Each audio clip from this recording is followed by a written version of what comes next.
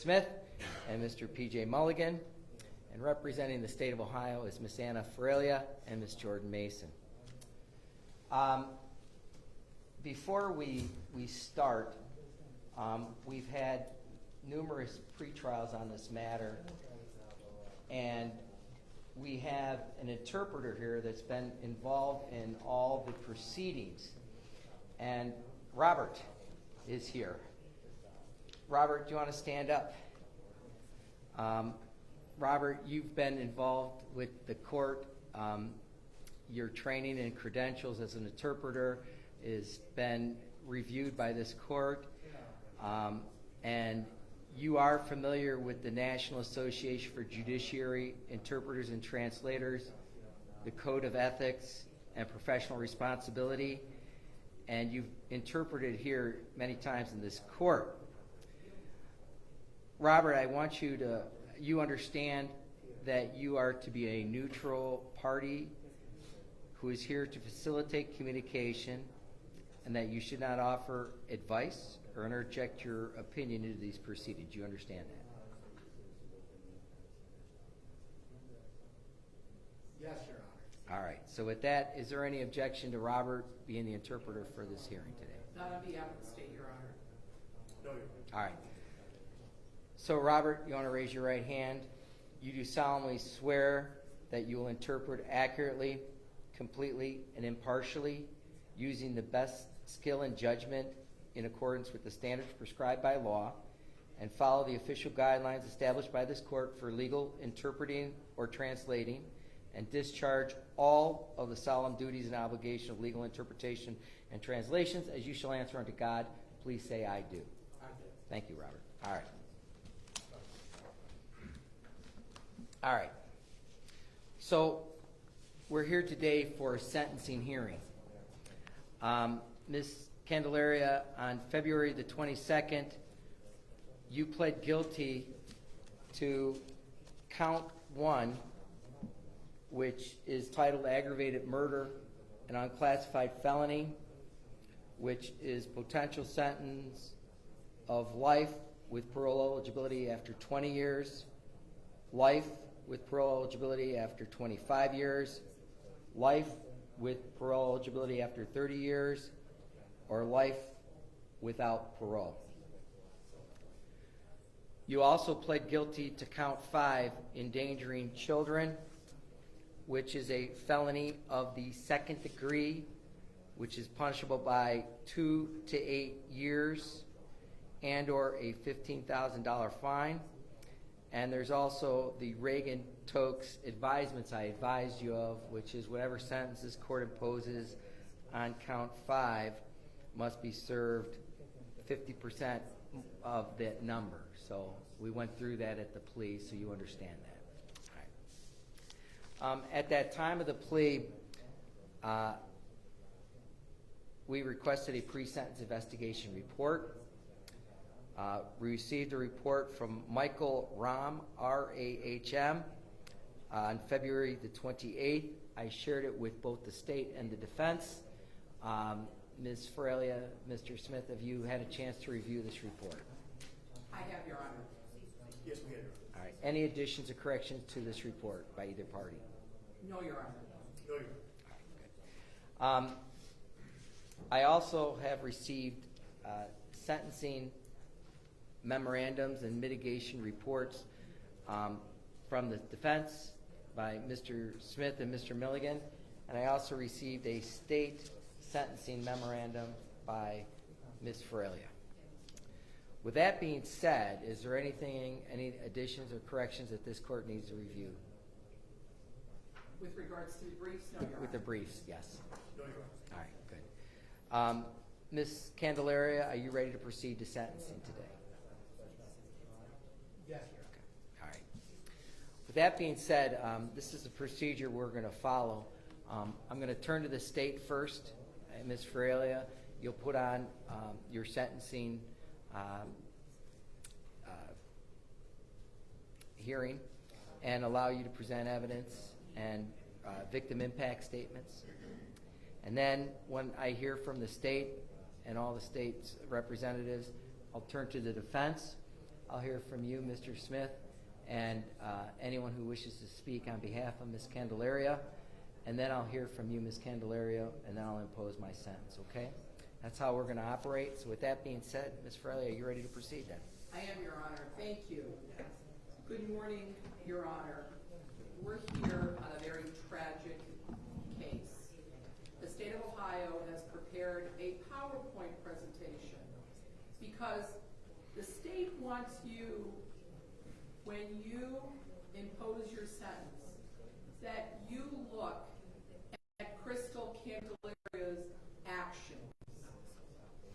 And anybody that knows me or has been in this courthouse would know that I talk about actions in all my cases, because as adults, we are responsible for our actions and there are consequences to our actions. So let us begin on this fateful day that Jaylene Candelaria lost her life.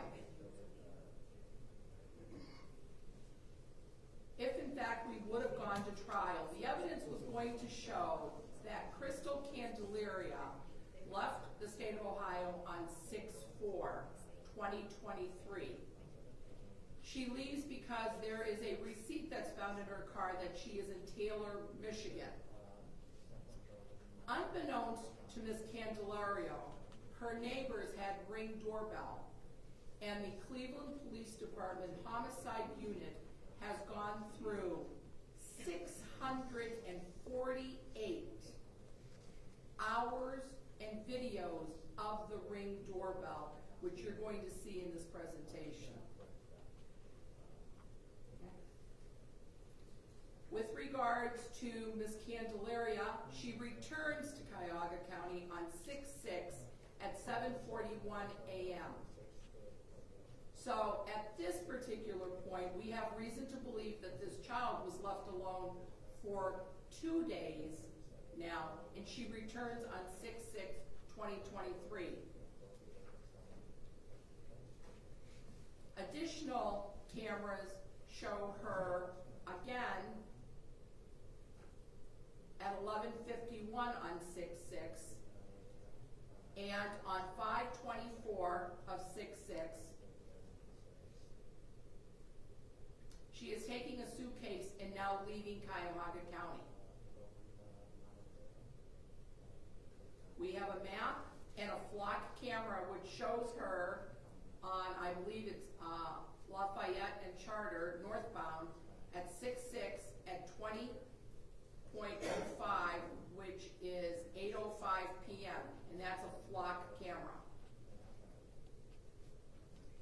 Through the search warrants, we were able to retrieve her Spirit airline tickets that showed her departure and her return from Puerto Rico. She was gone from 6/8 to 6/11.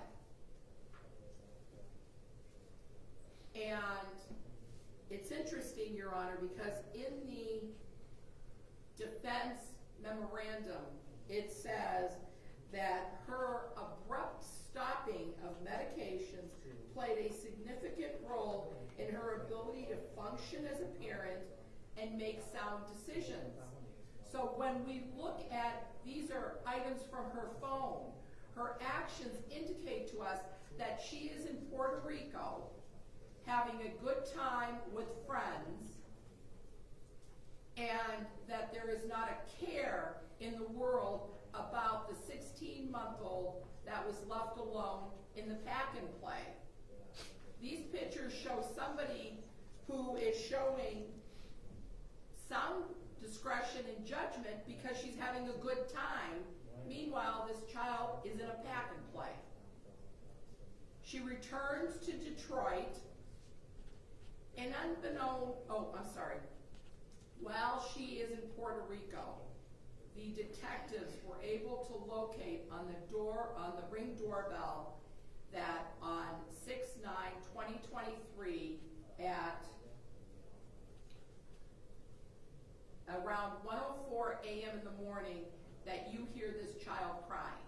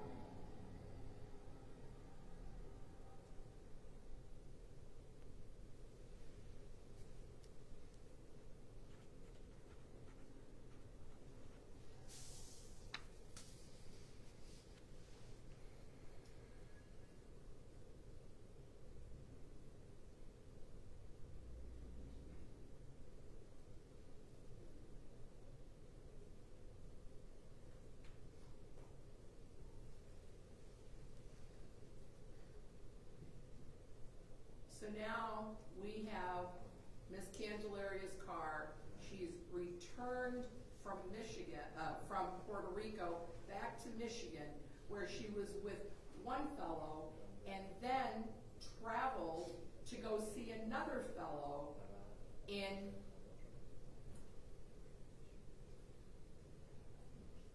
traveled to Imlay, Michigan to be with another fellow. So that's from 6:12 to 6:15. Her car is found on all these flock cameras. Not once is she returning to Cuyahoga County.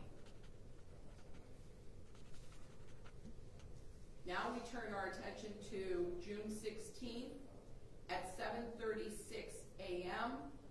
She is back in Cuyahoga County. Her car reappears in front of her house.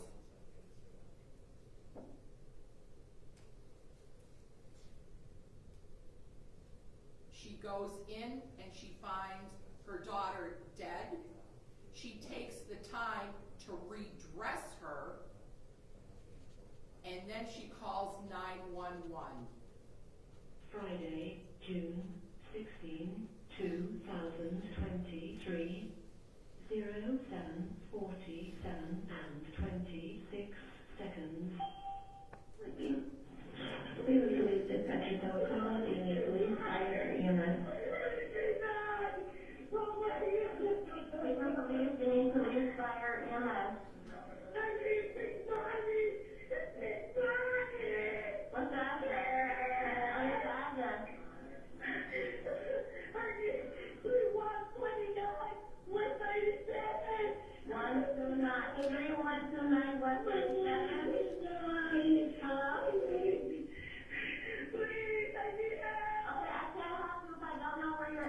Tell me the address so we can help you. Okay, is it a single double or an apartment? What's your name? Crystal. What's your last name, Crystal? Crystal Candelaria, please tell me. And what's your number in case you get the what's your last disconnected? 507-882. Tell me what's going on.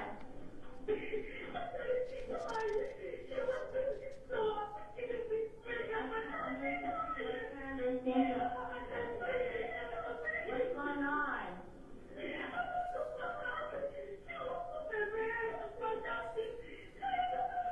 Okay, now, let me give you the officer. Calm down. Tell me what happened.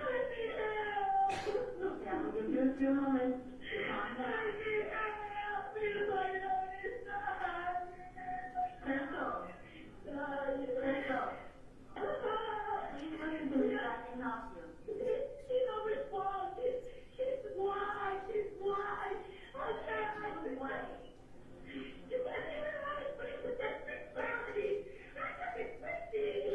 I understand you. Tell me who's white. Who's white? Your mom? Is that your mom? I am mom, yes. Do you live here? While your mother is dying?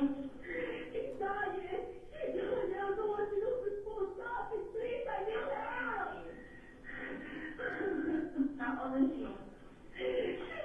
She's almost 16 months. Please help me. Okay, I'm going to get you over to the EMS. Oh my goodness. That's where we're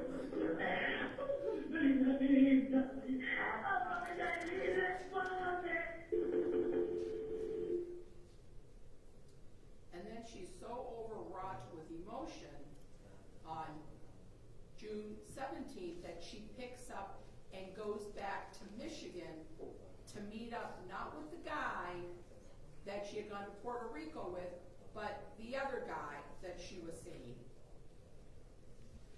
And in her house during a search warrant, there was found this notebook that had written harm from neglect. This is the location where Jaylene was housed for 10 days without anybody being present, any adult in a 3x2 pack and play with maybe a bottle or two of milk and maybe some crackers.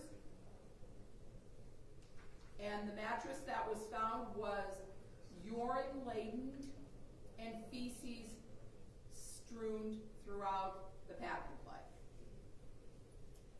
Now, this is where it begins, Your Honor. I come from an Italian Catholic family, and both my parents were immigrants and they spoke broken English. And we have this good interpreter that has been with us during this whole case. This is the very first interview, the crying of the 911, and this is the first interview that she has with a detective from homicide. Again, pay attention to her actions and how she speaks to this detective.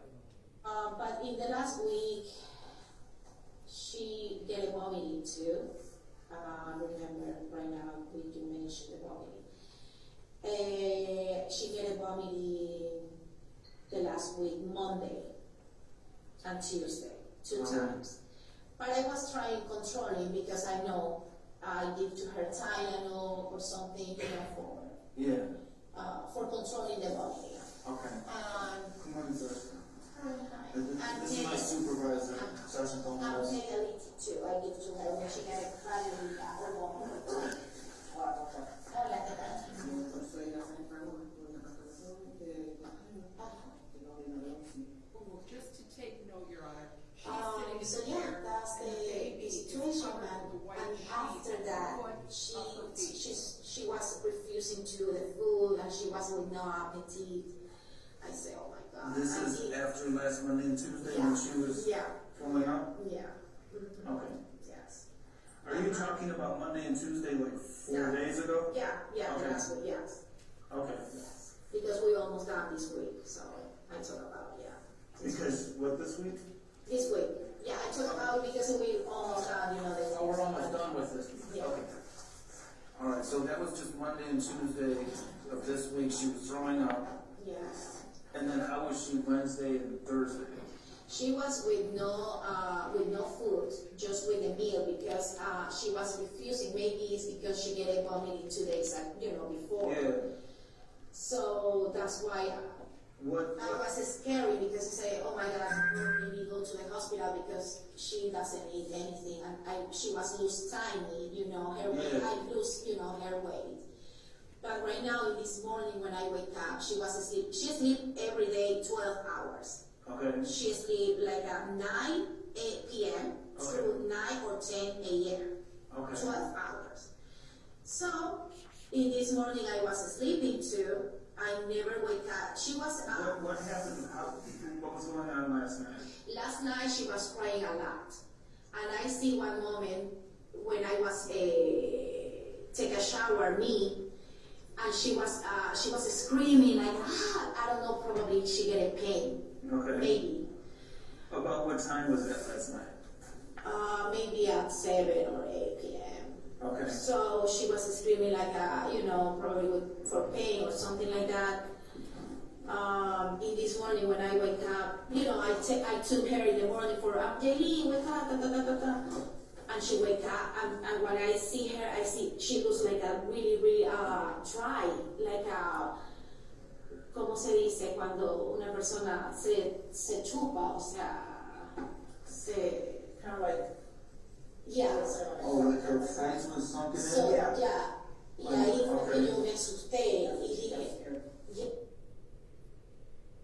And then she is then brought into homicide. She's arrested and brought into homicide and has another conversation with Sergeant Gomez and Detective Powell, and she continues now to perpetuate her lies.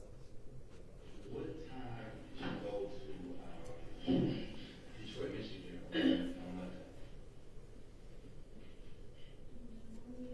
Monday morning?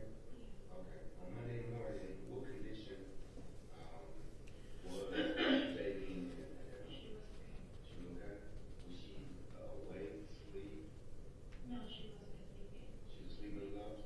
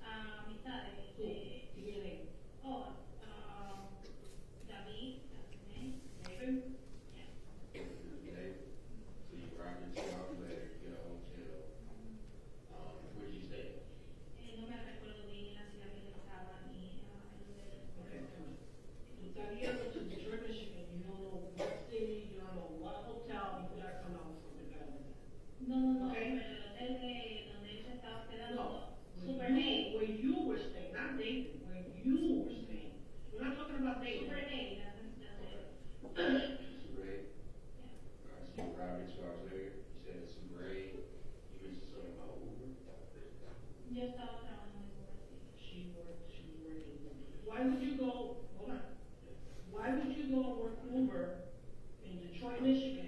Porque ella Instead of doing it here in Cleveland, Sí, porque where your daughter is. yo también trabajaba aquí en Uber, aquí en Cleveland. Okay, why go over there and not do it here? Why not do it here? Your daughter's here. Porque me iba a ver a mi Michigan, entonces aproveché. Friends over there in Michigan, so she took advantage of the fact that she was over there, took us to big bus, she worked over there. Pero no era siempre que lo hacía. But not always. That's not, she didn't do that always. And I'll take this the wrong way. At what point did you think that it would make sense to leave her here while you wasn't sure? No coja esto de la manera mal, pero ¿en qué momento tú pensaste que está bien, Por pasear, por to travel, por pasear, Why not check it with you? ¿por qué no llevaste a ella? porque yo pensaba regresar el viernes y ya quedarme con ella, o sea, era algo rápido, eventual, que no. She said that because she had planned on returning on Friday and spending time with her dad, so Porque no me iba a quedar en la casa de nadie. she wasn't going to stay in anybody's house. But why not bring her with you if you already knew that she had a condition going on at the time? Si tú sabías que ella ya tenía una condición y estaba enfermita, She ¿por qué no llevarla contigo? Porque por eso mismo, porque el pasear, Because she wanted to have a good time in travel. And this is the second interview that she had. Cash in your wallet to purchase the same, and if you took out money from the ATM machine, that's what you used. siempre era un Alright, so let's just start, we're gonna wrap up some stuff here. Okay, so,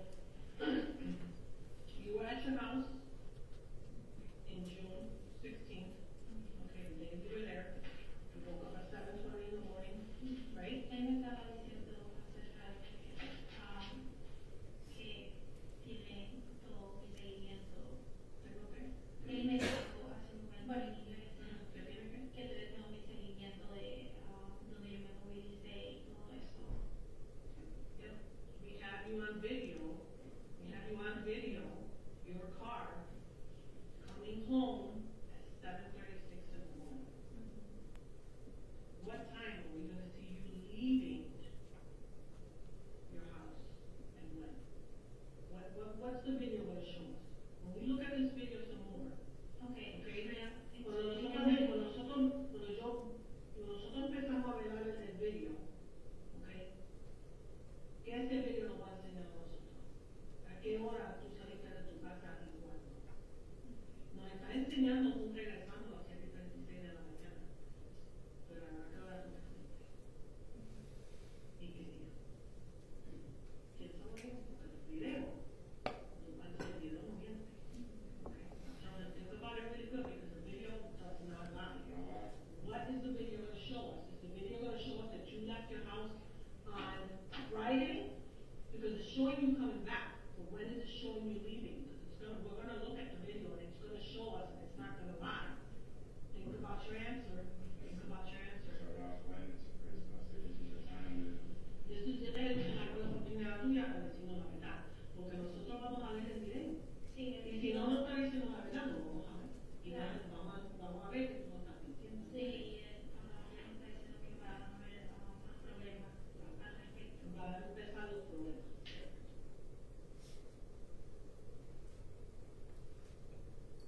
So, Your Honor, with regards to Jaylene Candelario, she died a very awful death for being 16 months old. Dr. Elizabeth Mooney from the medical examiner's office is here and would like to make a statement. She was the medical examiner that did the autopsy, and the state of Ohio is going to provide you the autopsy and autopsy photographs to make this part of the sentencing record.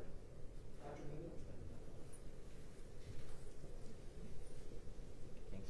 For the record, we'll call this State's Exhibit 1 for the court.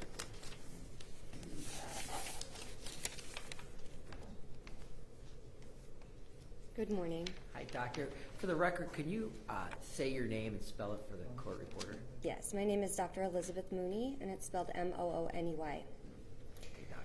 I am currently employed by Cuyahoga County Medical Examiner's Office as a forensic pathologist and deputy medical examiner. In this capacity, I was assigned the task of performing an autopsy on little girl Jalen Candelario in order to determine her cause and manner of death. Unfortunately, this is one of the most tragic and unfortunate cases I've had in my career thus far. So today I speak on behalf of her and her findings with the course of my examination. We received Jalen at the medical examiner's office from the scene of her residence, at which time she was clothed in non-soiled clothing, indicating her body had likely been dressed prior to first responders' arrival, as they had mentioned before.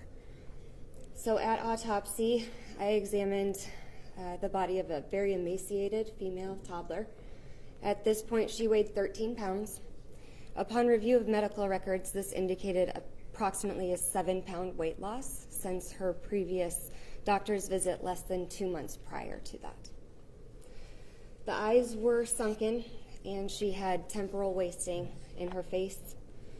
In addition to that, the skin showed markedly decreased turgor, meaning when I pinch the skin, it remains in that tented position, indicating severe dehydration.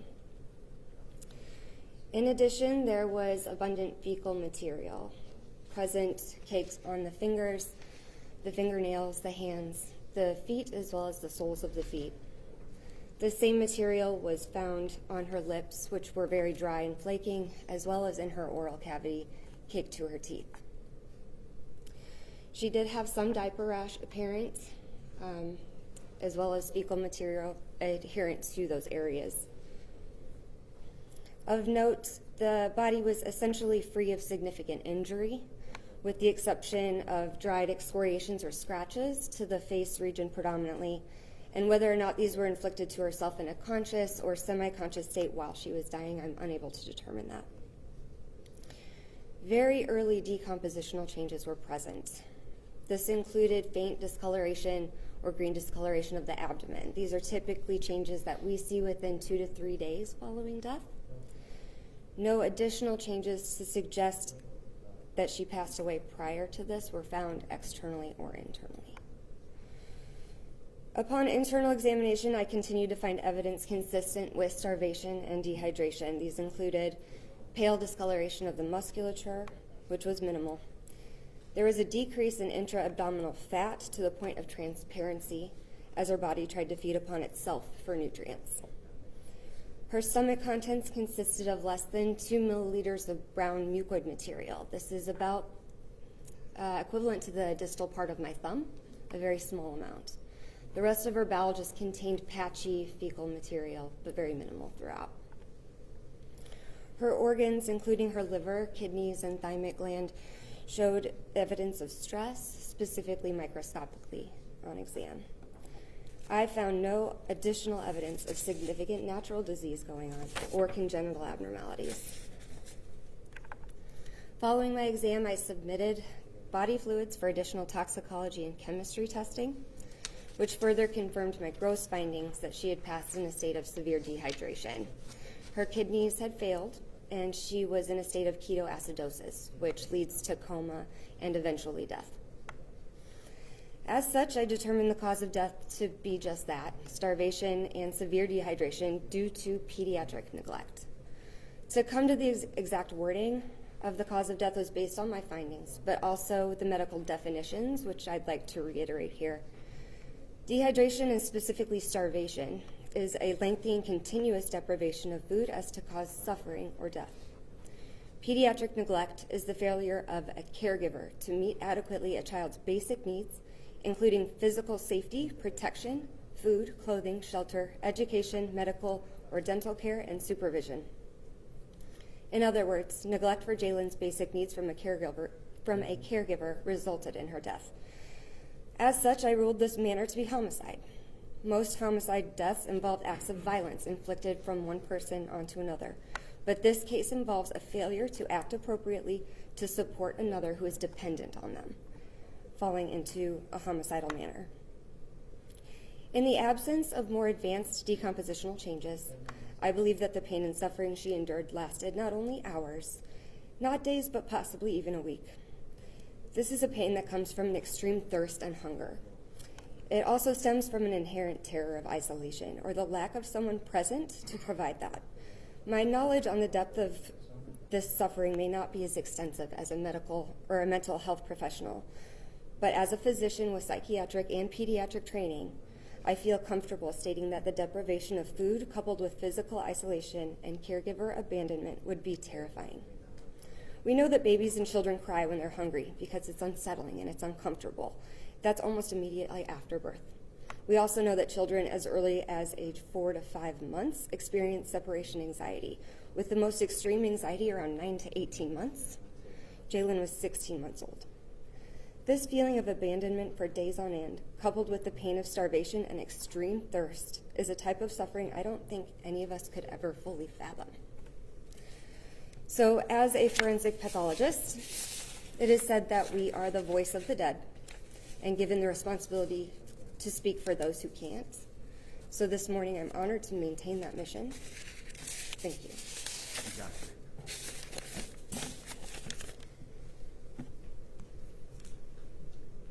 In addition, Your Honor, just so the record is very clear, the state of Ohio has tried repeatedly to contact Jalen's extended family, and absolutely no one has called the prosecutor's office, has returned a call from the prosecutor's office, has done nothing to acknowledge that Jaylene was even part of their family. So if people come in this morning, it's going to be on the side of Crystal Candelaria, because on the part of Jaylene, in addition to Dr. Mooney, who speaks for the dead through autopsy findings, Sergeant Teresa Gomez and Detective T.J. Powell are going to speak to you. As you also look behind me, it is law enforcement, whether it be from Cleveland Homicide, from the FBI, from the district, from EMS.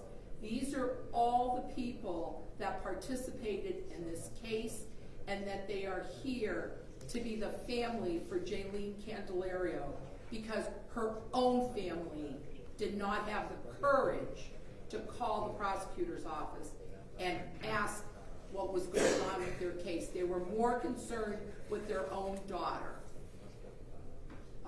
TJ is going to, Sergeant is going to speak first.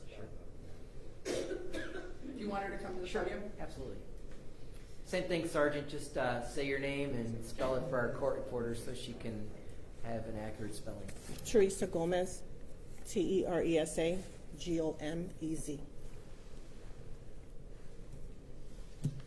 Good morning, Your Honor. Your Honor, thank you for allowing me to be the voice for Jaylene Candelario, a beautiful angel whose life was cut short for no good reason. This tragedy should have never happened. I am Sergeant Gomez from the Homicide Unit. The entire Homicide Unit, Cleveland Homicide Initiative, and our partners from the FBI are here today in honor of baby Jaylene Candelario. When we were first notified of this horrific case, we were all heartbroken. But when we started digging deeper into the investigation, it was beyond horrific. It was revealed that the defendant, Crystal Candelario, left her own child alone for hours, which led to days, which led to weeks. This 16-month-old baby was left alone in a pack and play to fend for herself for 11 days with no food, maybe milk, the clothing she had on, and the diaper she was wearing. This baby loved her mother, she needed her mother, and her mother betrayed her. Mothers usually want their children to have a long, happy life, but Candelario placed more importance on a vacation in Puerto Rico with her boyfriend than the health, safety, and well-being of her own daughter. She chose to satisfy her own needs and desires over that of her own child. Jaylene's life ended because of her selfishness and disregard for Jaylene's precious life. Candelario violated Jaylene yet again.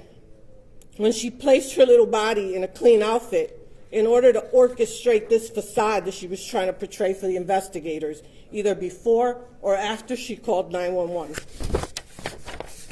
But Jaylene told us something different when we saw her eyes sunk in and wide open. We later learned that sunken eyes is a result of severe dehydration. To the naked eye, it appeared she had dirt in her mouth and fingernails. It wasn't until the next day that detectives learned that the dirt, in fact, was feces. Detectives also began to gain clarity as to what really happened to Jaylene. Candelario's fabricated story, which she initially told detectives, began to unravel. There's no way things could have happened the way the defendant said they did, which left us with many unanswered questions. Detectives gained knowledge of the fact that Candelario left Jaylene by herself for more than 10 days. Many hours of video surveillance revealed all of the comings and goings of Candelario from June 5th through June 16th of 2023, when she discovered her daughter deceased. Investigators watched a total of 628 surveillance videos, which also included audio. On June 9th, audio surveillance captured the final time Jaylene is ever heard crying. Myself and the people sitting behind me, many who are mothers and fathers, are tormented by the thought of what Jaylene endured and what her last hours on earth were like. Any of us and thousands of others would have jumped at the opportunity to take care of this beautiful little girl. Jaylene died a long and agonizing death, afraid and alone, while her mother enjoyed the beach and sunshine. This is a case that myself, all the people behind me, and everyone around the world will have branded in our minds and in our hearts forever. Jaylene took her last breath, and our only hope is that Jaylene found herself in the arms of Jesus, feeling his warm embrace and love, something she did not receive from her mother. Jaylene, you will never be forgotten. Thank you, Your Honor. Thank you, Sergeant.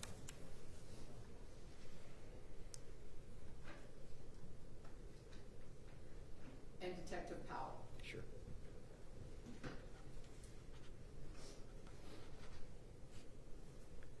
Same thing, Detective, if you don't mind, just please say and spell your first and last name. Yes, Detective T.J. Powell, P-O-W-E-L-L, assigned to the Cleveland Police Homicide Unit.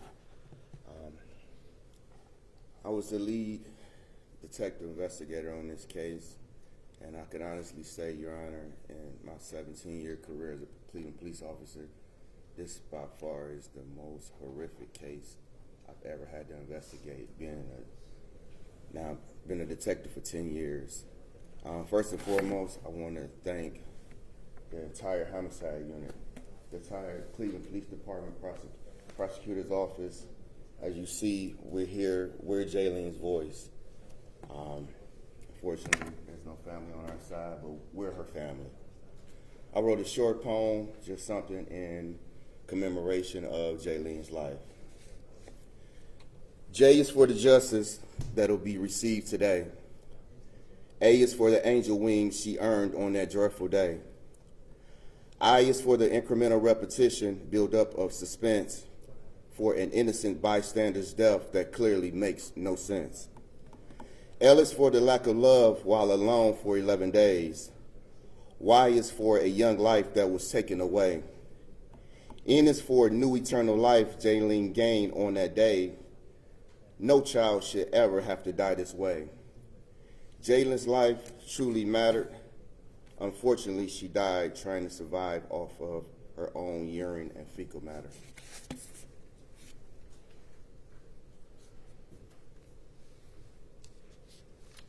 Lastly, Your Honor, you're going to hear that Ms. Candelaria was depressed. And no one more than I appreciate mental health and mental health issues, and the programs that this court and my office have tried to implement to help folks with mental health. This is not the case here. This is not the case at all. Her actions speak louder than words. She had the wherewithal to leave Cuyahoga County and drive to Detroit, to be not with one man, but with two, let alone leaving a child, her own flesh and blood, in a pack and play.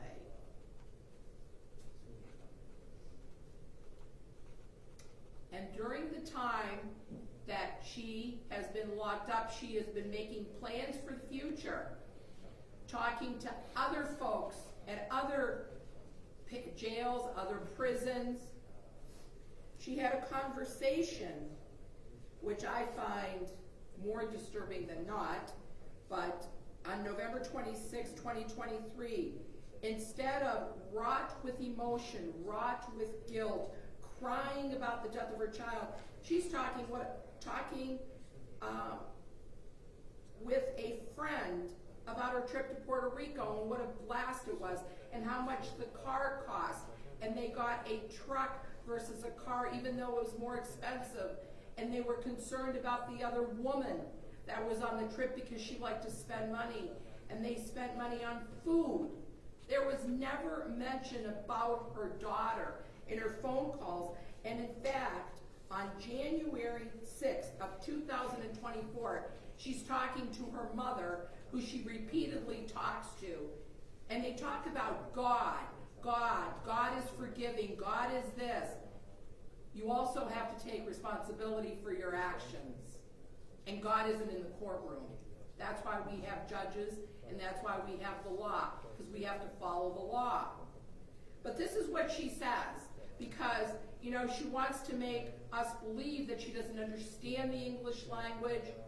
She goes on to say, there are people who have gone free here, killing people. I mean, imagine. I mean, intentionally, and mine was practically an accident. I mean, because it was not like I did it intentionally.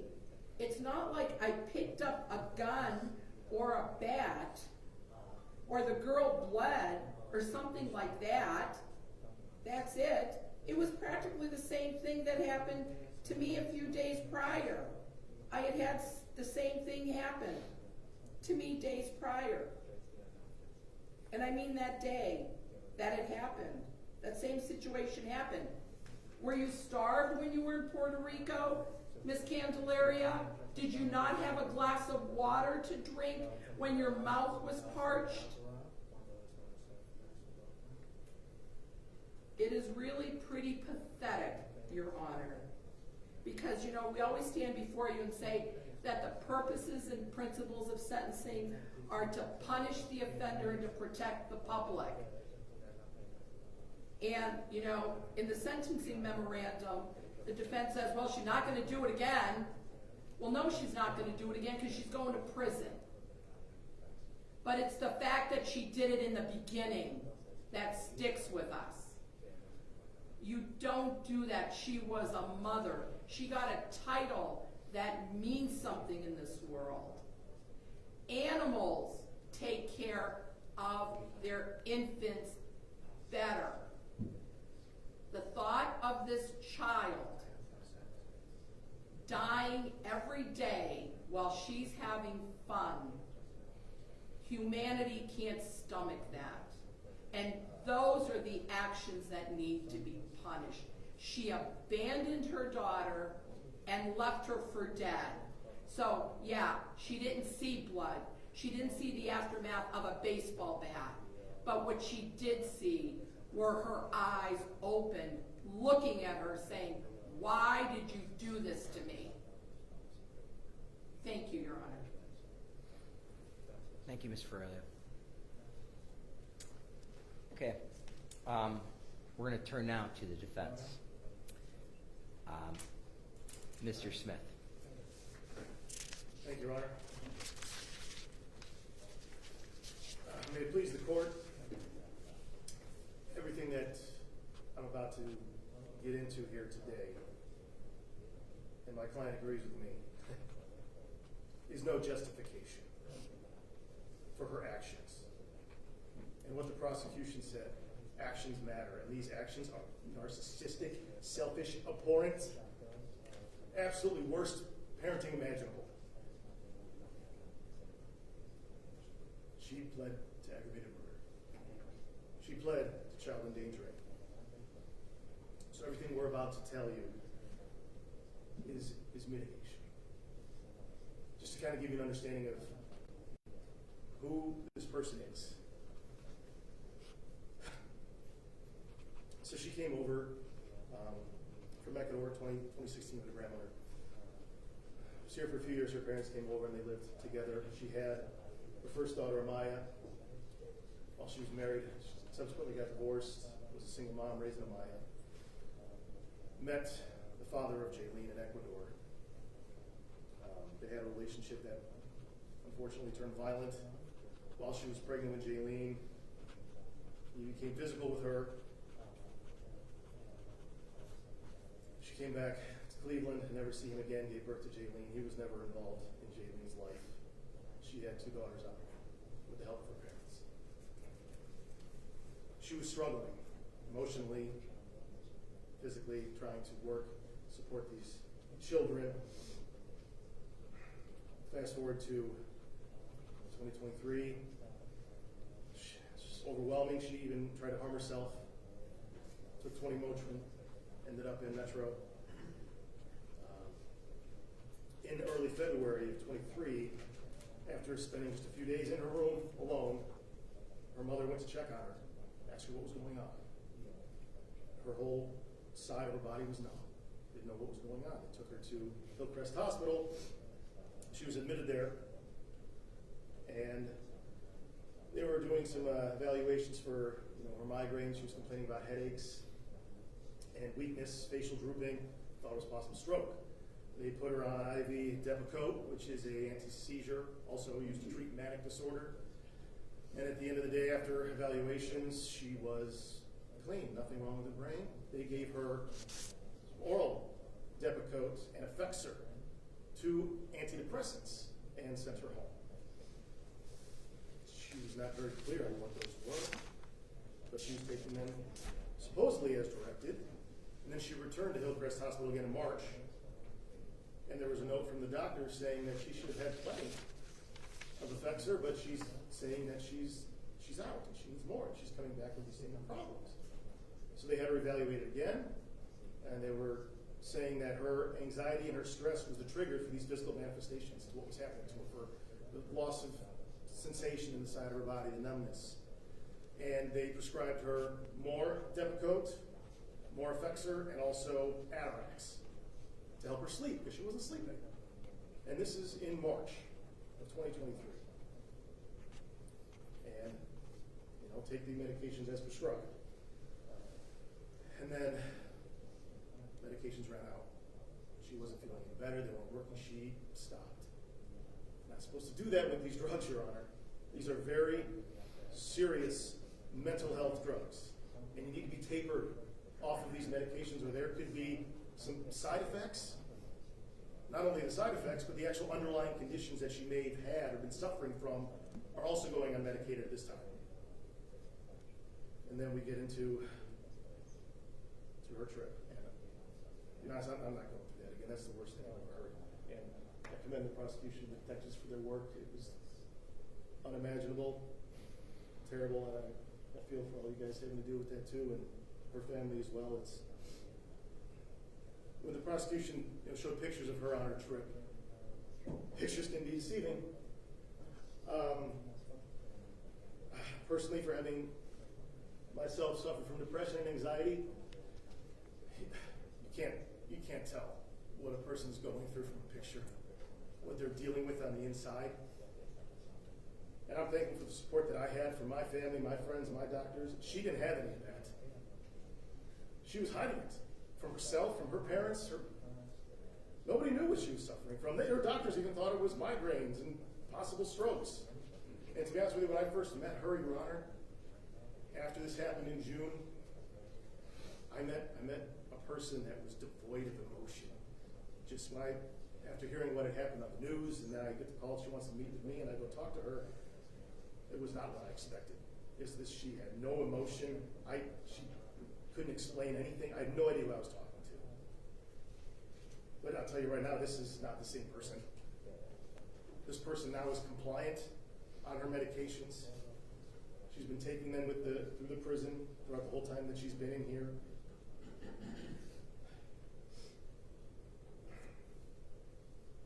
You know, again, there's no justification for her actions when she was out there, what she was doing. She could have called somebody, she could have done this, yes, but when you're in that state, when you're off medication, mismanaging your thoughts, you're not thinking clearly, her body she had to get out, and she was having fun. If she was okay, in her mind, Jaylene was okay.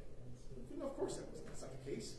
But I will point to when she did finally get home, and we heard that 911 call, she didn't want this to happen. You could hear that.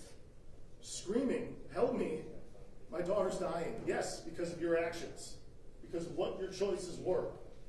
And you took responsibility for that, but that call, that one tiny breach from whatever was going on in her head, that reality that her daughter was dying, she was calling for help, she didn't want that.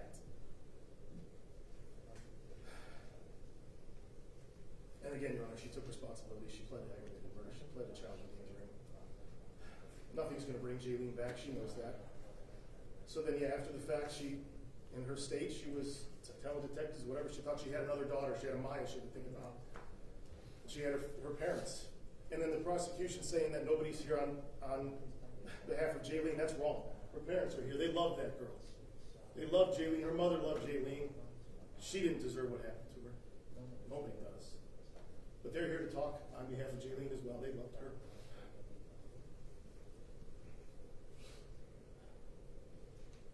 So this time around, I'd like to call her parents up to Sure. And same thing, just please identify themselves and spell their first and last name.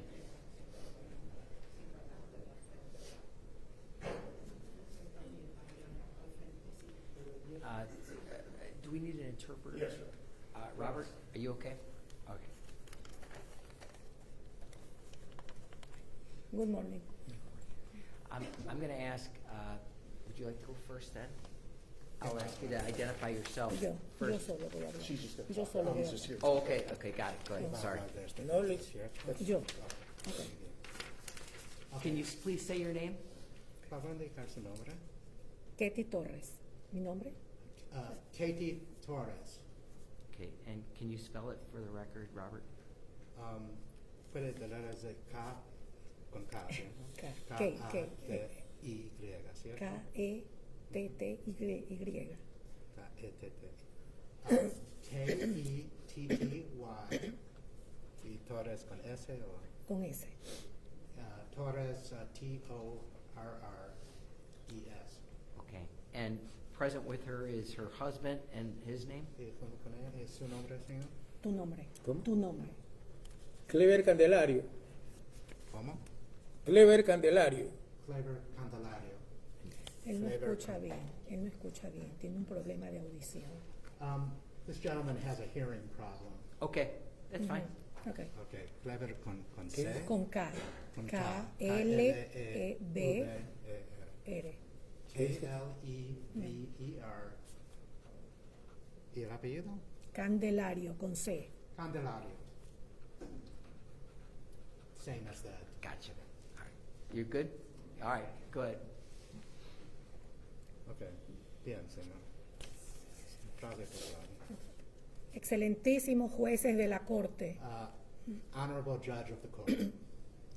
con el corazón partido en 1000 pedazos, With my heart ripped apart in 1,000 pieces, pero desde el amor y sostenida por Dios, speaking from love and maintained by God, estoy aquí para decirle al mundo I am here to tell the world que mi hija salió de un hogar that my daughter came from a home donde se creó una relación de humanismo, where there was relations of humanism, valores, values, creencias, beliefs, afectos, emotions, calidez, warmth, donde lo más importante era la familia. where the most important thing was the family.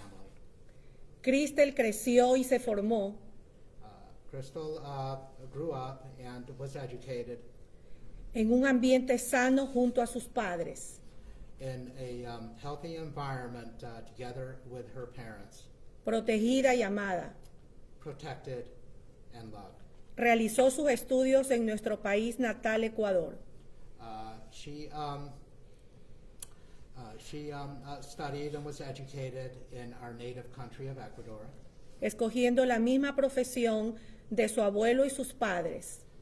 and she chose the same profession as her fathers and her grandfather, La docencia.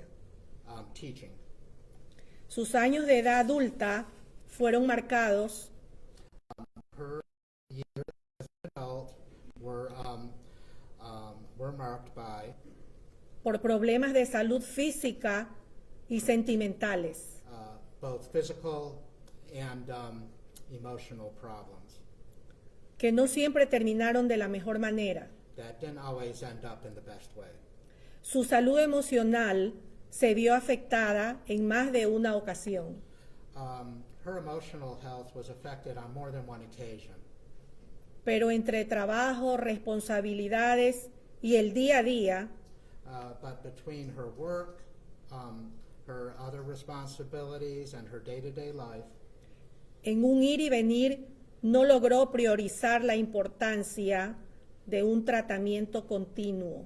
in the middle of all that, she never ended up prioritizing or appreciating the importance of continued treatment. Por lo que la depresión y la ansiedad y el trastorno de neurosis de conversión fueron ganando terreno en su vida. And because of all that, her depression, anxiety, her conversion neurosis disorder, all ended up consuming her. Razón por la que siempre sufría desmayos y pérdida del conocimiento. And as a result of this, she suffered fainting spells and also loss of consciousness.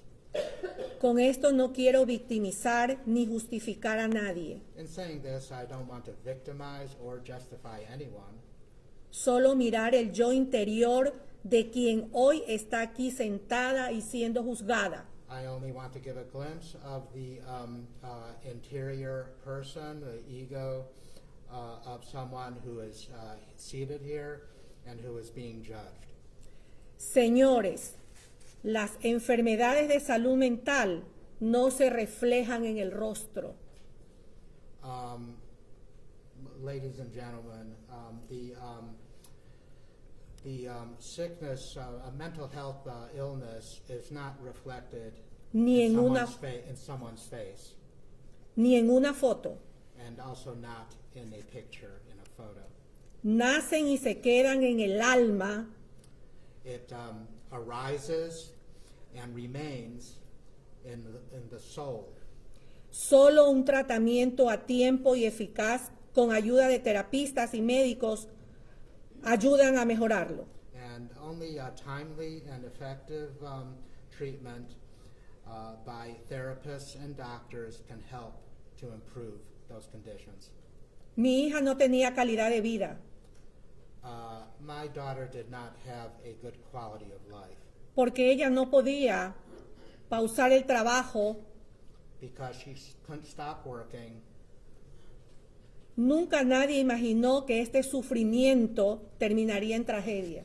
No one ever imagined that this suffering would culminate in a tragedy. Y hoy aquí quiero decirle a Yailin And here I'm que eres here- nuestro ángel, Yailin. I want to say here before Jaylene, our angel, Tu recuerdo vive en nosotros. that your memory lives within us. Siempre te amaremos. We will always love you. Te acuné en mis brazos I held you in my arms Tus abuelos nunca te olvidarán. Your grandparents will never forget you. Perdóname, bebé, Forgive me por vivir la oscuridad del conocimiento for being in the dark que me imposibilitó ver la luz y poder ayudar a and tu for madre. being in the darkness that prevented me from seeing the light to see what was going on with your mother. Hija querida, cuánto te amo. My beloved daughter, I love you so much. Lamento y me arrepiento I lament and I am por no so haber sorry por no haber detectado lo que estabas viviendo. for not having detected what you were going through. No leí tu corazón. I could not see what was in your heart. No me percaté del caos I didn't notice the chaos por el que estabas atravesando. that you were going through. Lamento ahora, hija de mi vida, causarte este dolor. I lament, my darling daughter, that I caused you this pain. Señores de esta sala, Your Honor, pido misericordia, I ask for mercy. clemencia y compasión I ask for mercy, for clemency, and for compassion para un ser humano for a human being que ha librado una dura batalla en su vida. that has waged a very difficult battle in her life. Y ruego no satanizarla, And I beg that you not ni señalarla. I beg that you not demonize her and point the finger at her. ¿Quién en esta vida no ha pecado contra Dios? Who in this life has not sinned against God? Que levanten la mano quienes no lo han hecho. Anyone who hasn't, let them raise their hand. Pero como creemos en un Dios de amor y de bondad, But since we believe in y de, in a God of love and of goodness en un Dios de perdón, and a God of forgiveness, Él está aquí con nosotros. He is here with us. Hija, te amo. My daughter, I Aquí love estaré siempre para ti. you. We're here always for you. Te voy a esperar toda la vida. I'm going to wait about the rest of my life for you. Sí.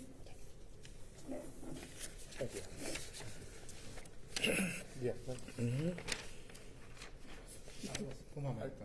Señores excelentísimos jueces de la Corte, Honorable judges of the court, estoy aquí consternado por todo lo sucedido, I am shocked by everything that happened, dándole apoyo moral y espiritual a nuestra hija. and I am giving moral and spiritual support Señores to our jueces, daughter Crystal. pido compasión, comprensión, empatía, misericordia para un ser humano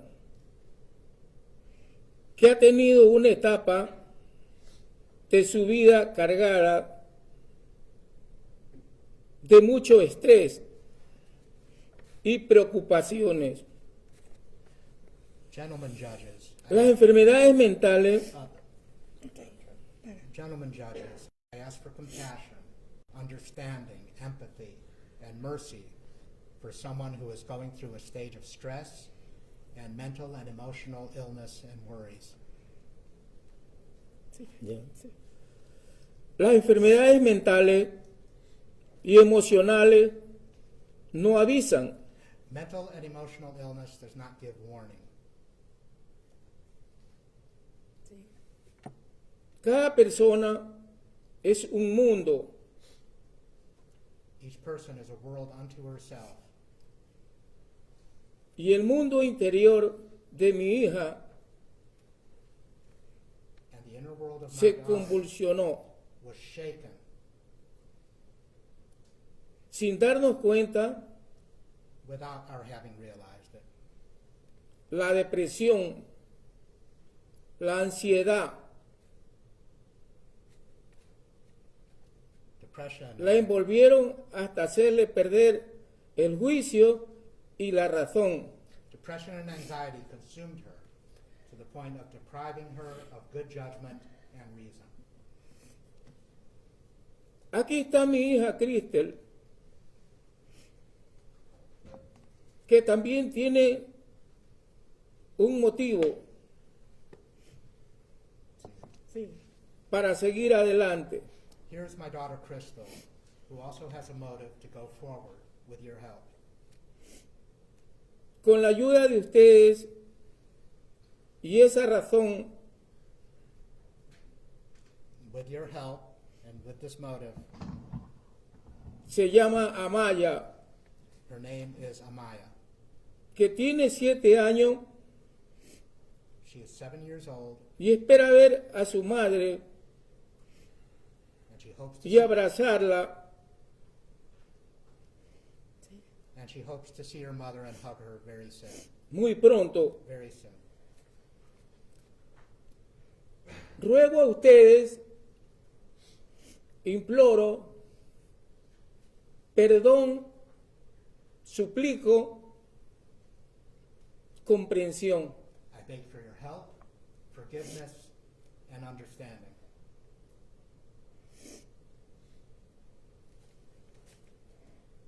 Hija querida, recuerda siempre My beloved daughter, always remember que nunca te olvidaremos. that we will never forget Jaylene, mi amada nietecita, my beloved granddaughter, que tuve en mis brazos, who I held in que my todos arms, los días tenía que yo amanecer cogiéndola a mi nieta, that every quien day extraño mucho, we miss you very much, profundamente. very deeply. Su imagen está grabada en mi recuerdo. I carry her image always within my memory. Jaylene es nuestra luz. Jaylene is the light of our life. Amaya es nuestra esperanza. Amaya is our hope. Te amo, hija. I love you, my daughter. Hasta el final de mis días. Until the end of my days. Y aquí estaremos esperando por ti. And we will be here waiting for you. Que Dios te dé fuerza, valentía cada día de tu vida. May God give you strength and courage Gracias. every day of your life. Gracias. Thank you. Thank you.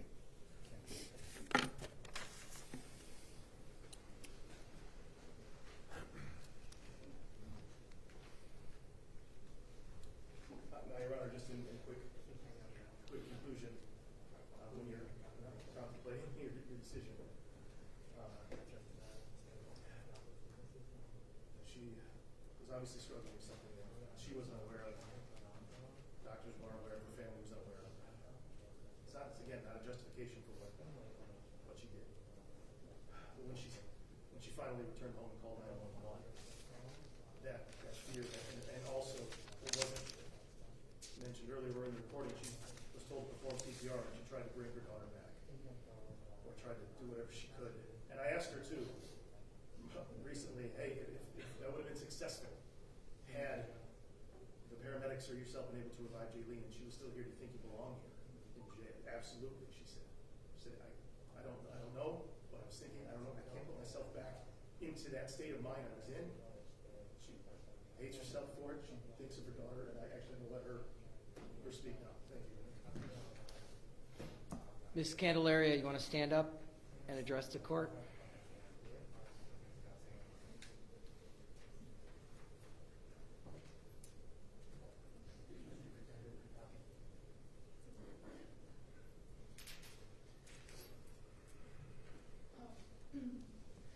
Your Honor, good morning.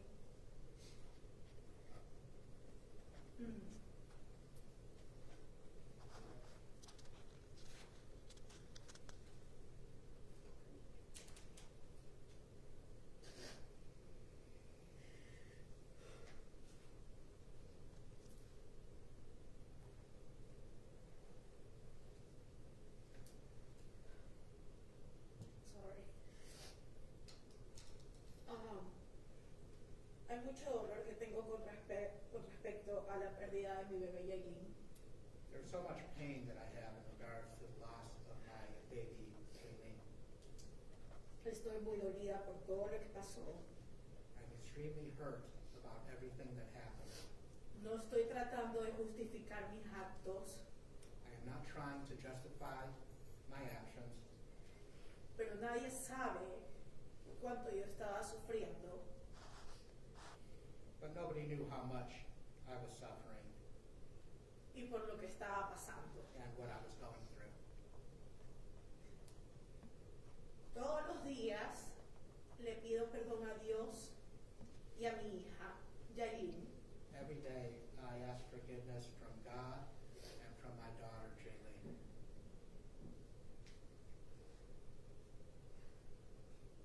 soy una persona creyente de Dios I'm a person who believes in God.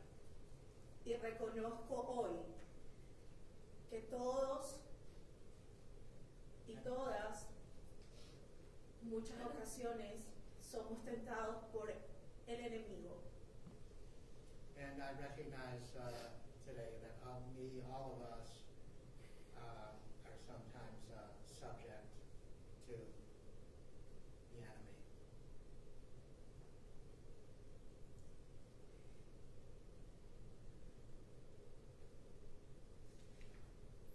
Dios y mi hija me han perdonado God and my daughter have forgiven me.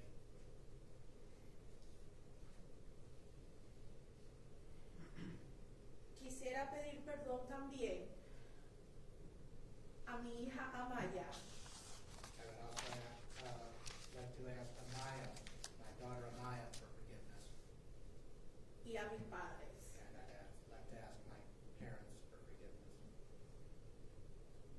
No se imaginan cuánto yo era unida a mi hija Yailin y Amaya. One can't imagine how close I was to my daughters, Jaylene and Amaya, Y cuánto nos amábamos todas. and how much we all loved one another. Extraño mucho a mis hijas.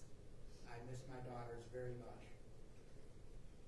Hoy nada puede devolverme a Maya, a Yailin, perdón. Now, I know that nothing can bring Jaylene back. Y no pasa un día que no deje de pensar en ella. And not a day goes by when I do not think of her. Le pido a Dios que algún día pueda volverla a ver I pray to God that one day I will see her again. y poder retornar junto con Amaya, que es nuestra única esperanza el día de hoy. And I pray also that one day I can be reunited with Amaya, who is our only hope right now. Thank you, Susan. Your Honor. Thank you, Your Honor. Anything else, Mr. Smith? All right. Ms. Candelaria, you might as well stand up.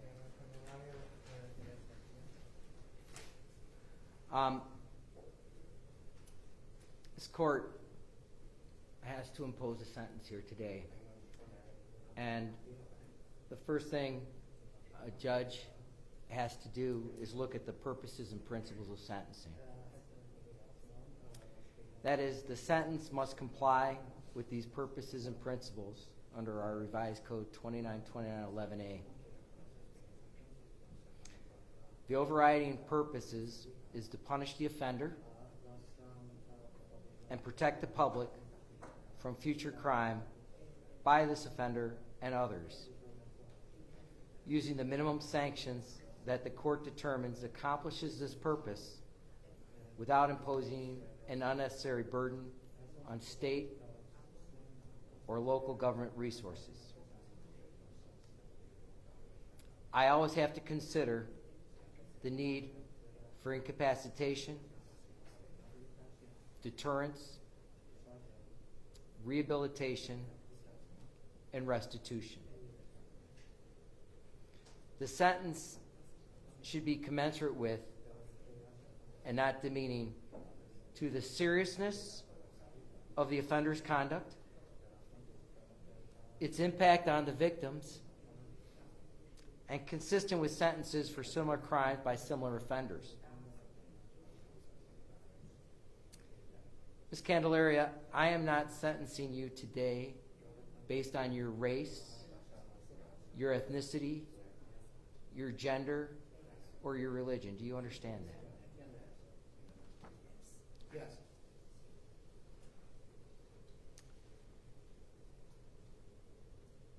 I sat here, listened,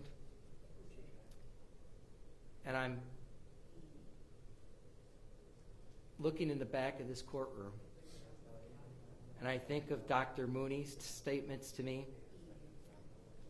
Sergeant Detective Teresa Gomez, and Detective Powell, and these three experienced, very talented, hardworking individuals all called this one of the most horrific cases they've ever seen.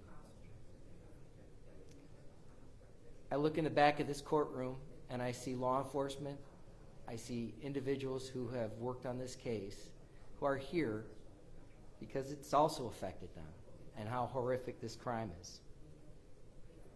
It stunned people across this world because it defies one of the basic human responsibilities. The bond between a mother and a child is one of the most purest and most sacred bonds between human beings. It's a relationship built on love, trust, and unwavering protection. Yet, in a shocking and betrayal of this fundamental trust, you committed the ultimate act of betrayal, leaving your baby terrified, alone, unprotected, to suffer what I heard was the most gruesome death imaginable, with no food, no water, no protection, and lying in her own feces. Ms. Candelaria, you know the responsibility of parenthood. You have a child already. You raised another child. And I've witnessed here before me your parents who've showed you love and respect and education. And they came here to help you, to advocate for you, more than what you've done for your own child. The evidence that I've witnessed here before this court shows that this time you simply chose not to be here because you wanted to have fun. You decided you needed a vacation.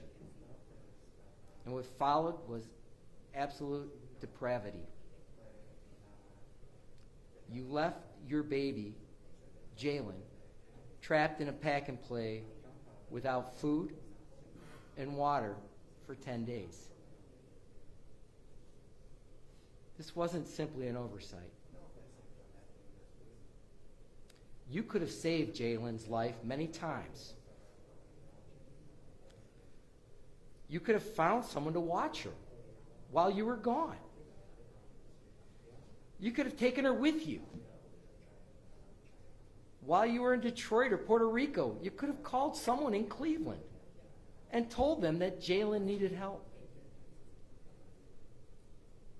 Dr. Mooney indicated that rigor mortis was found when they found her, which means she didn't die that long before you came home. Think about that. Despite all of her suffering, that little baby persevered, waiting for someone to save her. And you could have done that with a simple phone call.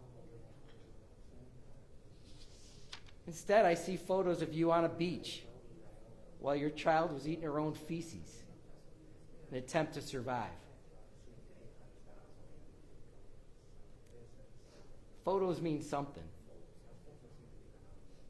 And I'm well aware of mental health, but didn't look like you were too concerned about your child. As if that wasn't bad enough, you extended your stay in Detroit without regard to Jalen, alone, in pain, clawing her face in distress from the exhibits I just looked at, trapped in a tiny prison that you left her in. When you got home, you knew enough to start lying. You concocted story after story, trying to hide what you did. You even put pants on her, but you couldn't hide the absolute horror and filth that she spent the last days of her life in. You still didn't get it. I hear this morning that you went out and managed to go out with someone that you were with, and he was too upset to eat, but you weren't.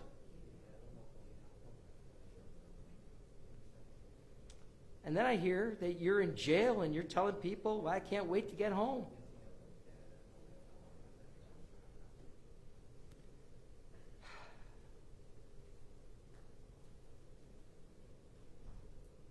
I look at remorse. I hear, except for the acceptance of responsibility, no remorse.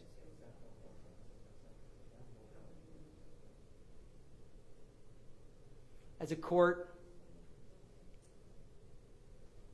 I have to remember Jalen, where you did not. Just as you didn't let Jalen out of her confinement until she died, so too, you should spend the rest of your life in a cell without freedom. The only difference will be that prison will at least feed you and give you liquids that you denied her. Based on all these factors and based on all the things I've looked at, and I'm marking this as State's Exhibit 1 for the court reporter, on count 1,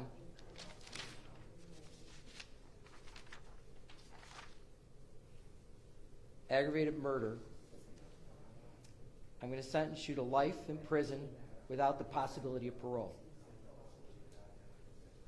On count 5, I'm going to sentence you to 8 years to run concurrent to count 1.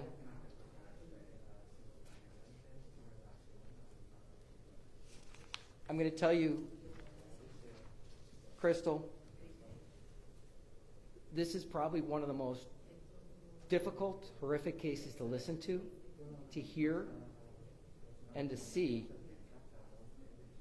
And I can tell you that I appreciate the fact that the state of Ohio presented this matter in a professional way, and the defense has acted in a professional way. You have a right to appeal my sentence. Do you have the money or means to hire a lawyer at this time? Yeah.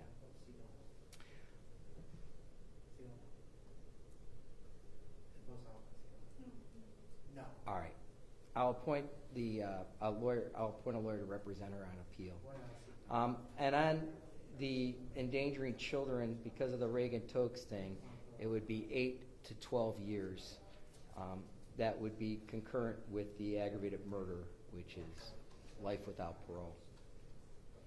Is there anything else, Mr. Smith, on behalf of the defense? Nothing further. Anything on behalf of the No, prosecution? Your Honor, thank you. All right, thank you. Court's adjourned. Right.